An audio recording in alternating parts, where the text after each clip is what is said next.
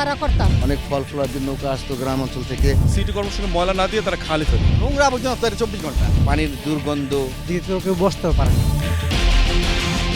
ঢাকার খিলগাঁওয়ের নন্দীপাড়ায় প্রবেশ করলে চোখে পড়ে লতা গুল্ম ও গাছগাছালিতে ঢাকা এক বিস্তীর্ণ সবুজ আস্তরণ। দূর থেকে মনে হয় ছোটখাটো বনাঞ্চল, কিন্তু সবুজের এই আবরণের নিচে লুকিয়ে আছে এক সময়ের প্রাণবন্ত একটি খাল, যা দখল, দূষণ ও অব্যবস্থাপনার কারণে প্রায় মৃত। একসময় এই খাল ছিল এলাকার মানুষের যোগাযোগ ও পরিবহনের গুরুত্বপূর্ণ মাধ্যম। স্থানীয় প্রবীণদের ভাষ্যমতে 2 দশক আগেও খালটিতে ছিল প্রবল স্রোত। নিয়মিত চলাচল করত মালবাহী নৌকা ও ট্রলার, কিন্তু সময়ের পরিক্রমায় তা এখন শুধুই স্মৃতি। খালের পানি খাওয়ার মতো উপযোগী ছিল। বড় বড় নৌকা আসতো এদিক দিয়ে। অনেক ফল ফলার নৌকা আসতো গ্রাম অঞ্চল থেকে, আমরা সেখান থেকে ফ্রেশ ফল খাইতাম। খালের পানিতে আমরা রান্না বাড়া করতাম। এখন এত নোংরা হয়েছে, মশা মাছি। তিতাস যে রেকর্ডভুক্ত খাল, সেই খাল তো এখন ওই রেকর্ডভুক্ত ভাবে নাই। বর্তমানে খালটির বেশিরভাগই জলজ আগাছা, কচুরিপানা এবং বিভিন্ন ধরনের লতাগুল্মে আচ্ছাদিত।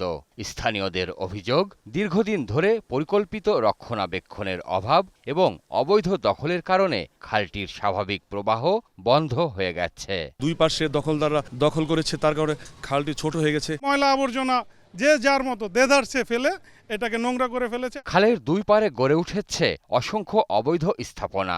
বিভিন্ন ব্যক্তি ও গোষ্ঠী ধীরে ধীরে খালের জায়গা দখল করে নির্মাণ করেছে ঘরবাড়ি ও ব্যবসা প্রতিষ্ঠান।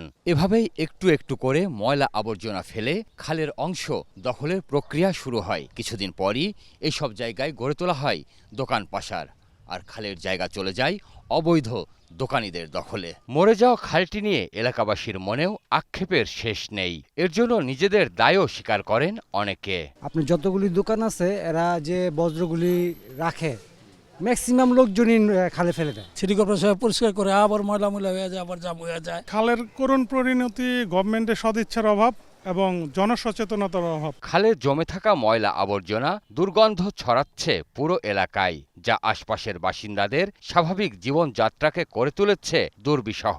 ঘরে ঘুমানোর মতো পরিবেশ নেই, রাস্তায় দাঁড়ানোর মতো কোনো পরিবেশ নেই, এত মশা। খালের কারণেই তো আপনার মশাটা বেশি তৈরি হয়, কারণ এখানে পানি হচ্ছে জলাবদ্ধ। এই যে এখানে দেখেন, এই যে 1 মাস যাবত পানি জলাবদ্ধ হয়ে রয়েছে। মশা মাছির উপদ্রবে বাড়ছে রোগ ব্যাধিও। ফলে মৃতপ্রায় খালটি অনেক ক্ষেত্রেই প্রাণ সংশয়ের কারণ হয়ে দাঁড়িয়েছে। গোসল করা, মাছ ধরা তো অনেক দূরে থাকে, এখানে আশেপাশে বসবাস করা মুশকিল হয়ে গেছে। মশা মাছের দইরাই এখন এই ডেঙ্গুতে সারে না, রোগ সারে না। স্থানীয়দের অভিযোগ, বিভিন্ন সময় খাল সংস্কারের উদ্যোগ নেওয়া হলেও সেগুলো ছিল আংশিক এবং অপরিকল্পিত।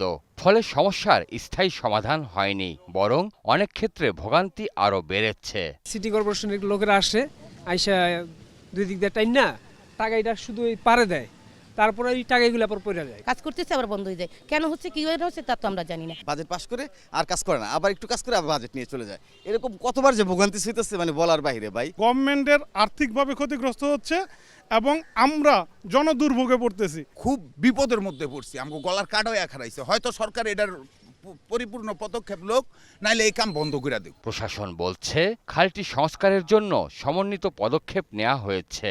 এই সমস্ত খাল যেগুলো আছে, নদী নালা আছে, এগুলোকে তো আমাদের রক্ষা করতেই হবে। 1 সপ্তাহের মধ্যে আমি এটা পরিষ্কার করে দেব, কিন্তু 1 সপ্তাহ পরের দিন যে আপনি এইখানে আপনারা আবার আবর্জনা ফেলবেন না, পলিথিন ফেলবেন না, ময়লা ফেলবেন না, এই গ্যারান্টিটা তো আপনাদেরকে দিতে হবে। আর কোনো লোক দেখানো সংস্কার নয়, কার্যকর উদ্যোগের মাধ্যমে খালে প্রাণ ফিরিয়ে দেওয়ার দাবি এলাকাবাসীর। খালের মাঝে দাঁড়িয়ে কথা বলা সম্ভব হচ্ছে, তার কারণ এই খালটি মরে গেছে। এর পেছনে দায়ী অবৈধ দখলদারদের রাজত্ব। প্রিয় দর্শক, আপনাদের দুর্ভোগ দুর্দশার চিত্র তুলে ধরতে চাই 21শে টেলিভিশন। আপনাদের যে কোনো ভোগান্তির কথা জানাতে ফোন করুন এই নম্বরে। তথ্য পাঠাতে পারেন হোয়াটসঅ্যাপ এবং ইমেইলেও। সঙ্গে থাকবো আমি সঞ্জয় অধিকারী আর 21শের টিম। সবসময় আপনাদের পাশে আছে 21শে টেলিভিশন।